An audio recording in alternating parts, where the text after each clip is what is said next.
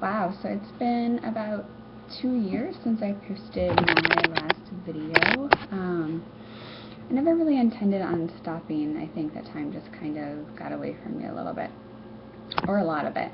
A lot has happened in that time, and I've debated for a while if I wanted to continue with videos or not. And in looking back at some of my old videos at times, I found them to be a little triggering, and didn't want to continue a channel that would trigger others. And at the same time, I also think that I want to show that recovery is a journey, that it's not easy, that it's freaking hard. It's really freaking hard. I've been home for about a month from 5 months in residential, and essentially had spent June 4th of last year through June 25th of this year in treatment in different programs. And I have done some really, really hard work that I hadn't done before. Sitting with things that I wasn't comfortable with sitting with, that weren't pleasant, that were really hard, and I've made it through all of that.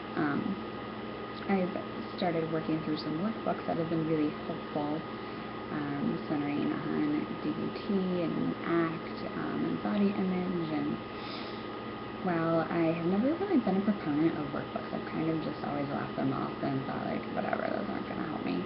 I've actually found these to be beneficial. So one of them is the Green DBT workbook. It's kind of hard to miss if you look for it on Amazon. Another book is called Get Out of Your Mind and Into Your Life. It's an ACT-based book.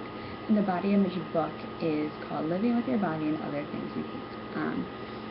I never thought that a body image book would be helpful, but this one has proven to be. So I am engaged. Our messy hair, whatevs. Our wedding date is set for May 30th of next year. We've been engaged for a little over a year, and we're planning on getting married this October, and even had a date set, but due to needing to go back to residential, we pushed that date back. So May 30th of next year. He's amazing. He's been by my side from day one, never wavering, has been a really big support. He supports me as much as I allow him to, and I'm still working on that. It's still really hard for me to be vulnerable with him, with friends, with my family, just in general. That's just not by nature who I am. So it takes some conscious effort to continuously push myself to become more vulnerable. And it might just be something as simple as like, hey, I'm really struggling today, or thanks for having dinner, it made things easier, or whatever. I am currently proud to say, look at my ring, it's sideways. There, there you go. Yay! Proud to say that I am medically stable over many, many, many months of not being medically stable. I was able to come off of salt tablets and blood pressure medication. While in treatment, I did pass out while on the stairs and fracture a vertebrae in my spine. So, hey, that is a reason to recover. Don't break your spine. Don't break anything, especially your spine. And it's such a different place to be where I am now compared to where I was before. I never thought that this level of recovery could be possible. Not in this body, at least. And I'm still learning to sit with that. I gained weight in treatment, and didn't really know the extent of it until I got home and saw the number, which, by the way, if you own a scale, get rid of it. Scales are not your friends. I made that mistake. So I'm trying to deal with that, and trying to not fall headlong into behaviors again. I'm trying to monitor my exercise and really create some structure on my own. I came home not going into an IOP or PHP program, I felt that I wanted to develop my life outside of my disorder, outside of the treatment world. I've been in it for so long, and really wanted to work on fostering relationships with people who don't have disorders or who are in recovery and have a really strong foundation. And I know that IOPs and PHPs often have clients in them that need to be at a higher level of care and aren't willing to go or can't because of insurance, and clients who are in their disorders and are there because of parents or loved ones that have no desire to get better. I don't think that at this point that's healthy for me or something that would be beneficial to my recovery. Not to mention, like with IOP, what would I get? I would get one meal and one snack as far as meal support goes, and then I'd be sitting through a bunch of groups that I could probably run better than the facilitator. So it just didn't kind of seem like a great plan.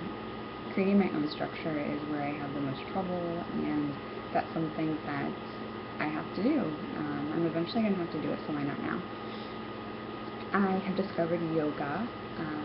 I had done yoga in the past multiple times and liked it, but just never got into it.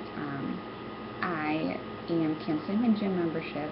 I'm canceling my gym membership. Can you believe that? And I joined a yoga studio.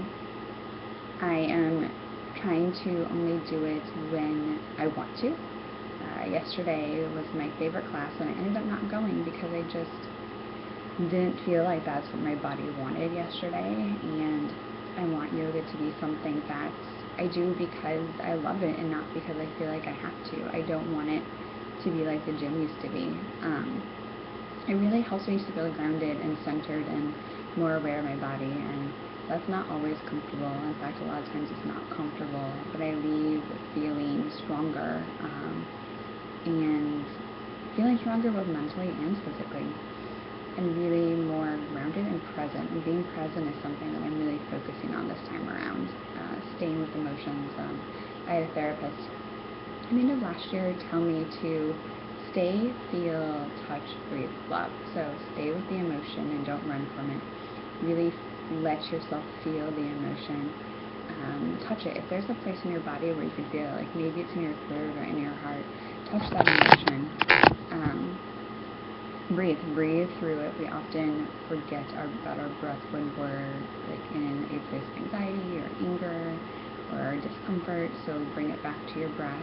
And then finally love the emotion. And that doesn't necessarily mean that you have to love the emotion or love how the emotion feels, but that you love having the ability to experience the emotion.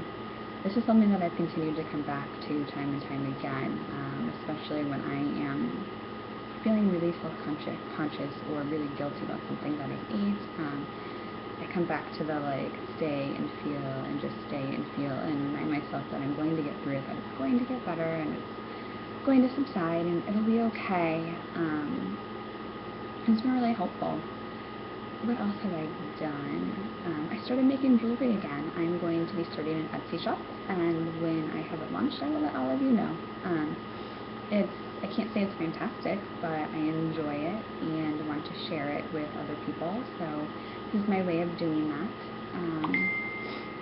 Other than that, I have been just trying to stay busy with some wedding planning and reading and the jewelry and trying to organize my house more efficiently and stuff like that. So thanks for watching. I'm sorry it's been so long, and I'm really happy to tell you guys about where I'm at today. I'm pretty proud of how far I've come. So sending you all good wishes, and I will hopefully make another video soon.